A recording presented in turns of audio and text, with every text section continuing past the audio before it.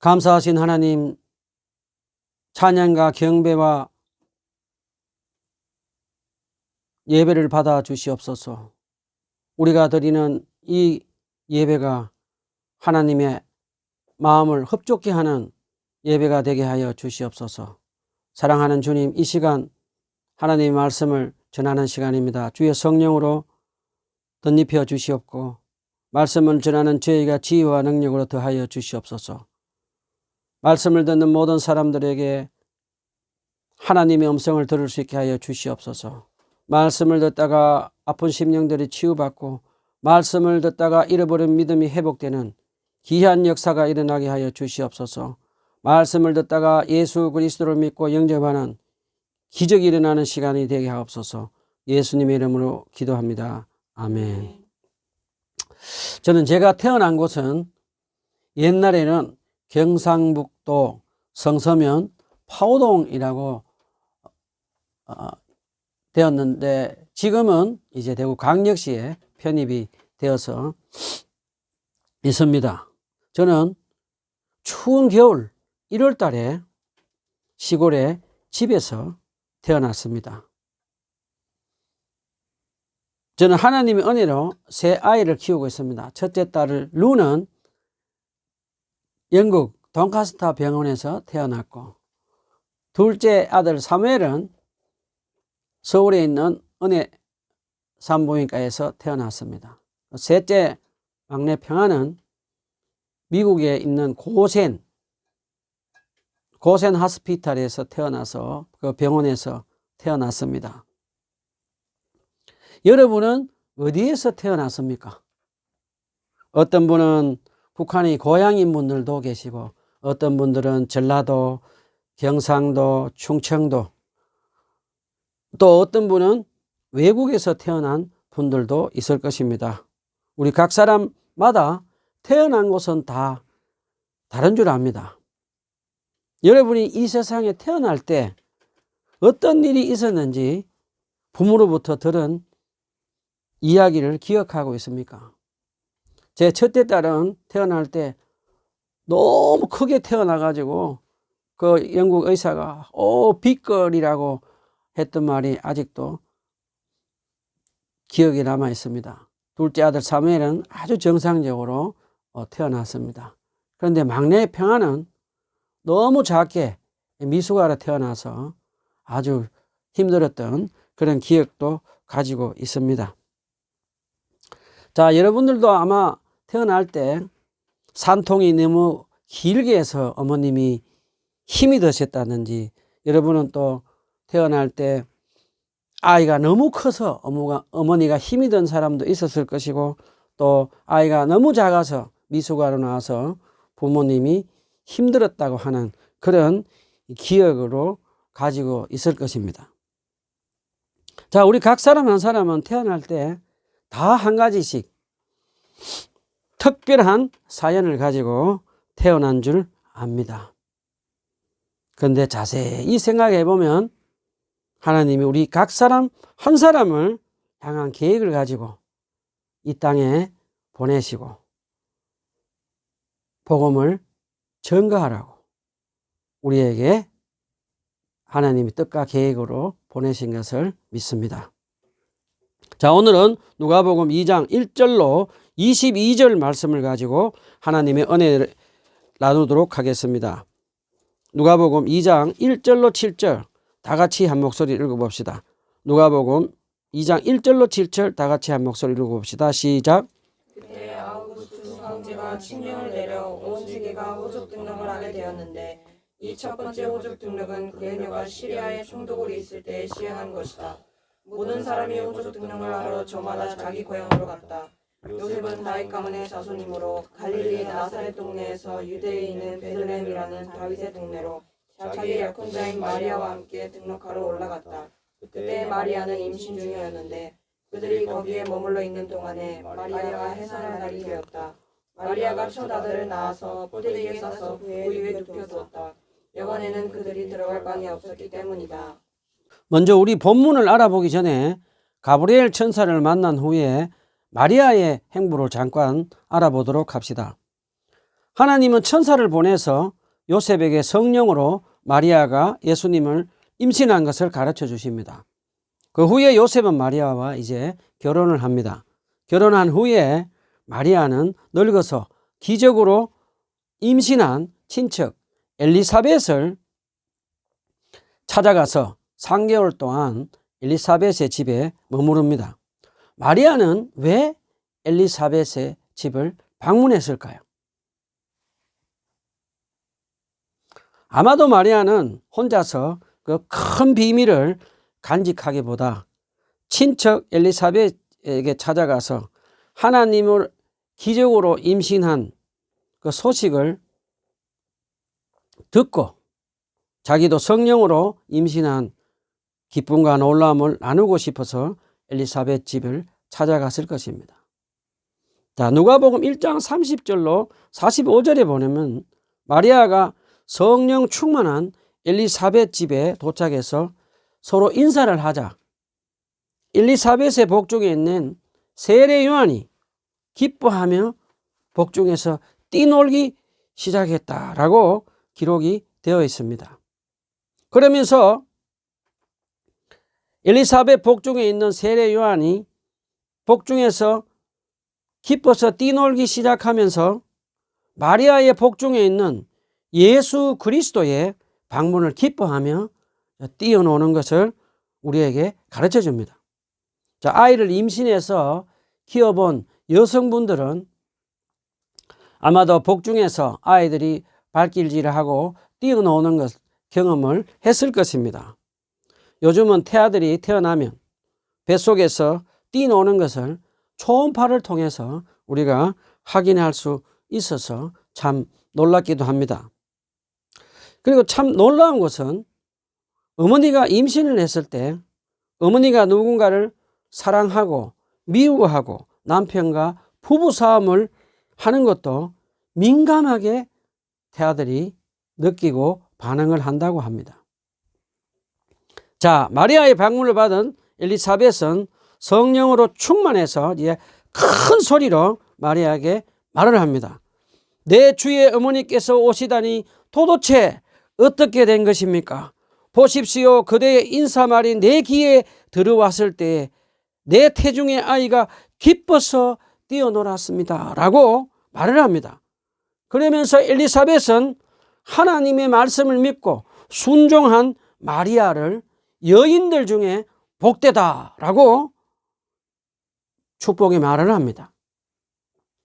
자, 누가복음 1장 46절에 56절에 보면 엘리사벳의 축복의 말을 듣고 마리아는 입을 열어서 하나님을 찬양합니다. 마리아는 가난하고 비천한 목수의 아내인 자기에게 하나님의 은혜를 입어서 마리아가 메시아의 육신의 어머니가 되게 한 것을 하나님께 겸손하게 감사 찬양을 드립니다. 그러면서 마리아는 간절한 마음으로 하나님의 나라를 인도하실 예수 그리스도께서 이 땅에 오셔서 심판과 소망을 해주실 것을 찬양합니다. 마리아는 세상에서 마음이 교만한 사람들과 부자들, 종교 지도자, 권력을 가진 사람들이 넘어지게 될 것이라고 찬양을 합니다. 그리고 마리아는 하나님 나라의 주인이신 예수 그리스도 메시아는 가난하고 눌린 자를 높여주고 부유하게 해주시며 줄이는 자를 배불리 먹여주실 것이라고 찬양을 합니다. 자, 이제 마리아는 3개월 동안 엘리사벳의 집에 머물다가 다시 집으로 돌아옵니다. 자, 마리아가 집으로 돌아간 후에 이제 세례 요한이 태어납니다. 누가복음 2장 1절로 2절에 이제 예수 그리스도의 탄생을 아우구스투스 황제와 구레네가 시리아 총독으로 있을 때 있었던 그 정치적인 상황과 역사적 사실을 밝히면서 초신자인 데오빌라에게 가르쳐주며 우리에게도 가르쳐줍니다. 먼저 로마 황제 아우구스투스에 대해서 다시 한번 알아봅시다. 예수님이 탄생할 당시에 아구스투스 로마 황제가 인구 조사를 하기 위해서 모든 로마 식민지에 있는 사람들에게 호적을 하라고 명령을 합니다. 이 아구스투스는 그의 정적 안토니우스를 쓰러뜨리고 로마의 권력을 한 손에 쥐어진 인물로 정치력이 아주 뛰어난 인물입니다.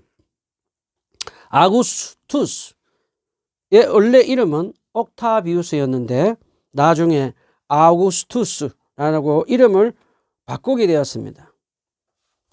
그 이름의 뜻은 존귀한 자라는 그런 뜻입니다.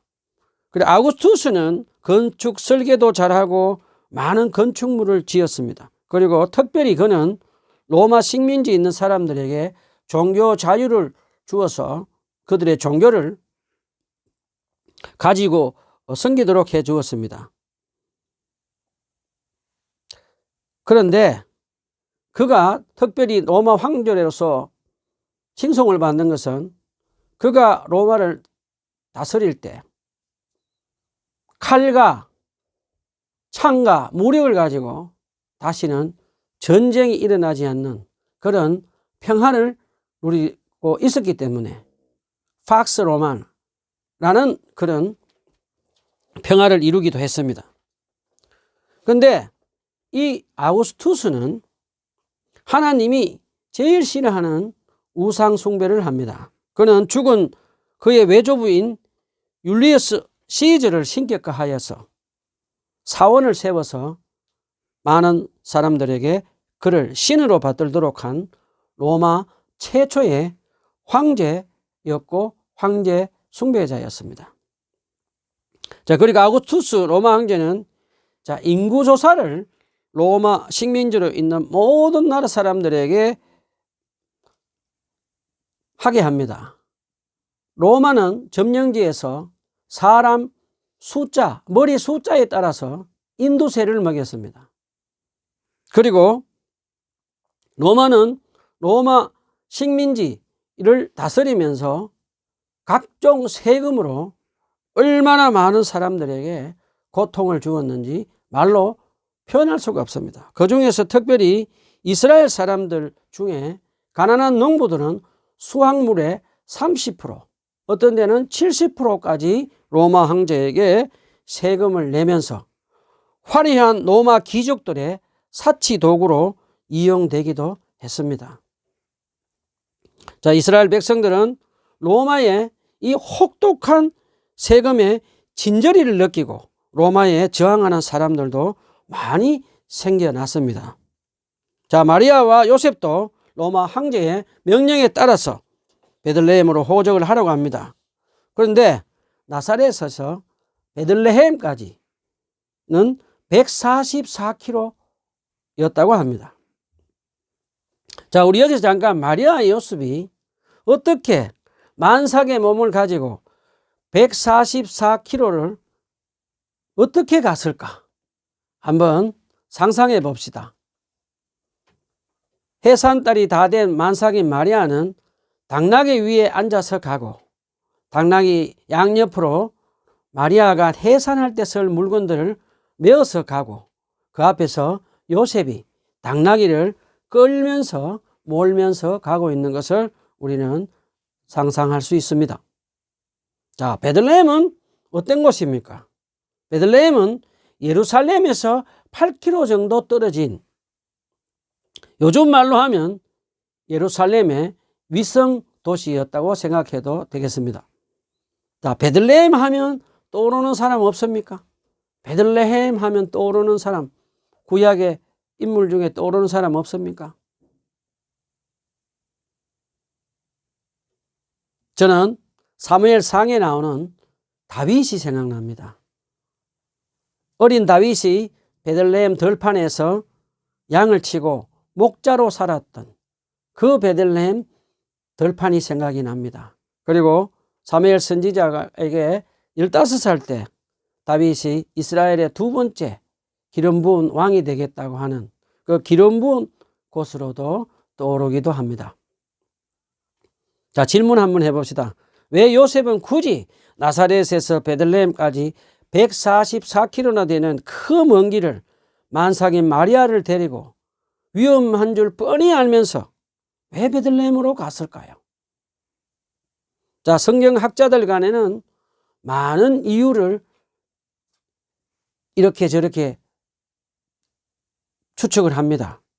그런데 가장 중요한 이유는 미가서 5장 2절에 나오는 하나님이 예언하신 말씀이 이루어지기 위해서 만삭이 된 마리아를 베들레헴으로 오게 하셔서 예언의 말씀을 성취하게 하셨기 때문입니다. 자, 하나님은 몇백 년 전에 이미 이 땅에 오실 예수 그리스도 메시아를 위해 예수님의 이름, 탄생할 장소, 그리고 고난받을 것을 예언하신 대로 완벽하게 하나님은 성취를 하신 것을 우리에게 가르쳐 줍니다. 자, 이제 하나님의 예언의 말씀대로 예수님은 베들레헴에 마리아와 함께 복중에서 도착합니다. 그런데 마리아와 요셉이 머물 여간방이 하나도 없었습니다. 아마도 한꺼번에 많은 사람들이 베들레헴에 호적하러 와서 요셉과 마리아가 머물 그런 여간방이 하나도 없었던 것 같습니다. 그래서 할 수 없이 마리아와 요셉은 여간 주인의 도움으로 짐승들을 가둬놓는 마구간으로 들어가서 마리아는 예수님을 잉태해서 짐승들의 먹이통인 구유에 아기 예수님을 강보에 써서 눕힙니다.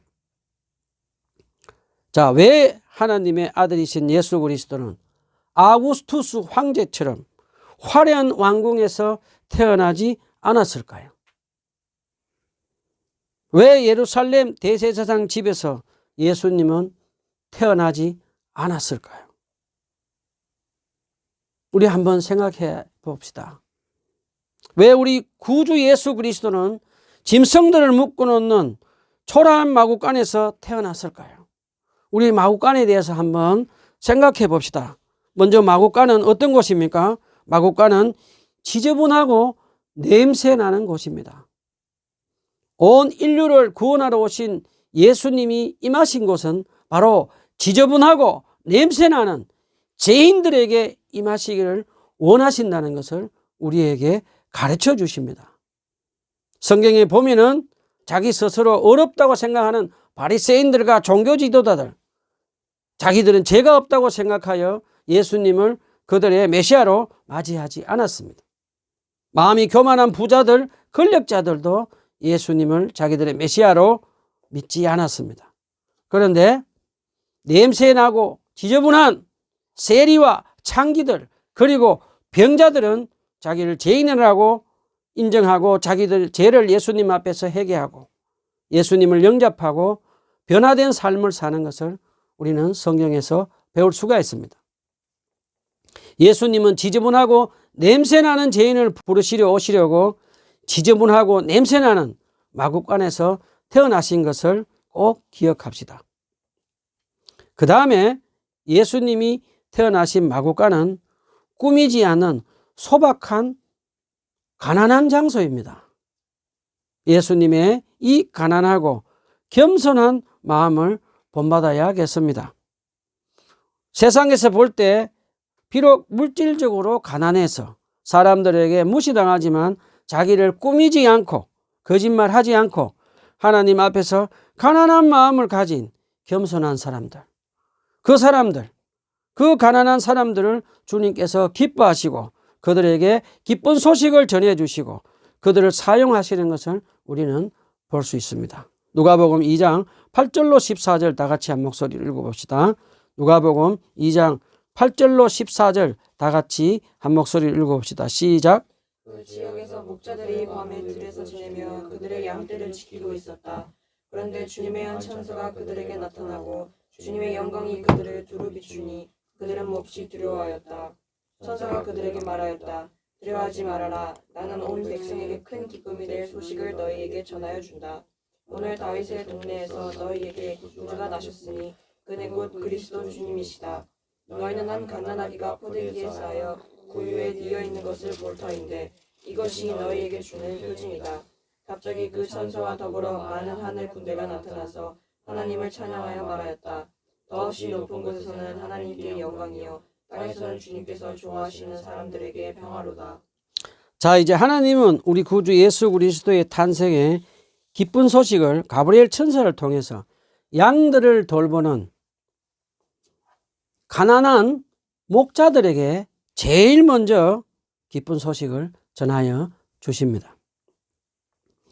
하늘의 천군 천사들은 예수 그리스도께서 이 땅에서 공생애를 시작할 때 예수님이 40일 금식 기도 후에도 예수님의 사역을 시중을 드는 그런 모습을 우리는 볼 수가 있습니다. 자, 누가복음 2장 11절 12절 제가 한번 읽어보겠습니다. 오늘 다윗의 동네에서 너희에게 구주가 나셨으니 그는 곧 그리스도 주님이시다. 너희는 갓난아기가 포대기에 사여 구유에 누워 있는 것을 볼 터인데 이것이 너희에게 주는 표적이다. 그런 후에 갑자기 천군 천사들이 동원되어서 하나님의 아들 구주 예수 그리스도의 탄생을 경배하며 하나님께 영광을 돌리며 찬양을 하고 천군 천사들은 하늘로 올라갑니다. 자, 가브리엘 천사의 말을 듣고 천군 천사의 찬양을 듣고 가난한 목자들은 얼마나 놀랐을까요? 우리는 충분히 짐작할 수 있습니다. 자, 목자들은 천사들이 하늘로 올라가자 목자들은 천사가 전해준 말대로 강보에 사여 구유에 누워있는 온 세상을 죄에서 구원하시고 우리 주 예수 그리스도를 찾아가서 천사의 말을 들은 말을 마리아에게 전하여 주며 아기 예수님께 이제 경배를 합니다. 잠깐 우리 여기서 이 대목을 한번 묵상해 봅시다. 초라하고 냄새나는 짐승들을 묶어놓은 마구간에 아기 예수님이 강보에 쌓여 구유에 누워 계시고 가난한 마리아와 요셉이 함께 있고 가난한 목자들이 아기 예수님께 경배하는 모습을 한번 상상해 봅시다. 어떤 생각이 드십니까? 하나님은 가난한 마리아와 요셉 그리고 가난한 목자들이 가난하게 태어나신 예수님께 경배하는 모습을 생각을 하면서 하나님은 가난한 자들에게 복음을 전해주시고 가난한 자들을 통해서 복음을 전극해 하실 것을 우리에게 암시하여 주십니다. 자, 그 당시 목자들은 어떤 직업이 있는가 하면 비천한 직업으로 인정이 되어서 회당에 들어가서 예배를 드리지 못하는 회당에서 따돌림 받고 쫓겨난 아웃캐스트 같은 사람들입니다. 그런데 누가는 오늘 우리에게 가난한 목자들이 우리 구주 예수 그리스도의 탄생의 기쁜 소식을 가장 먼저 듣고 아기 예수님께 경배하고 가난한 목자들은 자기 마을로 돌아가서 구주 예수 그리스도의 복음을 처음으로 전하여 살았다라고 우리에게 가르쳐 줍니다. 저는 하나님의 은혜로 영국에서 복음을 전하는 일도 하고 또 미국에 가서도 사람들에게 복음을 전가하는 일을 하면서 신학 공부를 하면서 지냈습니다. 특별히 영국에서는 그 영국 사람들에게 한국 목사님과 함께 교회를 개척하신 분과 함께 사역을 하면서 마약을 한 사람들 또 가난한 영국 사람들을 한국 음식을 대접하고 그들하고 같이 교제를 하고 그러면서 복음을 전도를 한 적이 있습니다. 그때 가난하고 마약하는 그 영국 사람들은 예수님을 영접하고 믿는 것을 경험을 했습니다. 그리고 그 영국 가정에서 또 입양되었을 때 깨어진 관계, 부부의 관계 속에 들어가서도 그 마음이 가난한 그 남편이 사업 부도가 난 남편에게 예수 그리스도께 다시 기도하고 예수님을 믿고 자기 문제를 해결해 달라고 기도하자라고 했을 때 그 테리가 예수님을 다시 믿고 예수님께 기도해서 가정이 회복되는 것도 경험을 했습니다. 그런데 돈이 많고 학식이 많은 많이 배운 사람들은 또 비교적 법을 잘 지켰다고 하는 그런 인테리 사람들에게 전도를 할 때는 그분들이 죄인이라고 인정을 하고 예수님을 받아들이지 않는 모습을 보면서 저는 그 사람들이 마음속으로 불쌍해지고 참 슬퍼지는 것을 많이 경험했습니다. 자, 제가 한번 여러분에게 질문을 한번 해보겠습니다. 여러분은 살아가면서 어떤 사람이 제일 부럽습니까? 예수님을 믿지 않는 돈 많은 부자들입니까? 예수님을 믿지 않으면서 권력을 가진 사람들입니까? 예수님을 믿지 않으면서 큰 명예와 지식을 가진 사람들입니까? 저는 미국에서 살면서 예수님을 5대째, 8대째로 잘 믿으면서 겸손한 마음으로 가난한 사람들을 섬기며 사는 사람들, 그 사람들을 볼 때 가장 부러웠습니다. 저는 또 요즘 한국에 와서 우리 주위에 있는 많은 성숙된 크리스찬들이 겸손한 마음으로 가난한 사람들에게 복음을 전하며 섬기는 사람들을 볼 때 저는 그 사람들이 가장 부럽고 또 부러워집니다. 자, 말씀을 정리하겠습니다. 오늘은 첫 번째로 예수님께서 냄새나고 지저분한 곳 마구간에 태어나신 것은 죄인들인 우리에게 임하시려고 오신 것을 우리는 배웠습니다. 주님은 스스로 죄 없다고 하며 의롭다고 생각하는 예루살렘 종교 지도자들, 그리고 교만한 부자들, 권력을 가진 사람들은 하나님 나라에 들어오지 못하게 하신 것을 꼭 기억합시다. 두 번째는 주님이 소박하고 가난한 장소인 마구간에 태어나신 것은 겸손한 마음과 가난한 자들에게 복음의 기쁜 소식을 전한 것을 기억합시다. 주님이 이 땅에 오셨을 때 가난한 목자들에게 제일 먼저 복음의 기쁜 소식을 전한 것을 기억합시다. 마지막으로 우리 기독교가 시작된 것은 냄새나고 지저분하고 가난한 장소인 마구간에서 시작된 것을 기억합시다. 예수님은 30살 때 공생애를 나사렛 해당에서 시작하면서 누가복음 4장 18절에 이렇게 말씀하셨습니다. 주의 영이 내게 내리셨다. 주님께서 내게 기름을 부으셔서 가난한 사람에게 기쁜 소식을 전하게 하셨다라고 말씀하신 것을 꼭 기억합시다.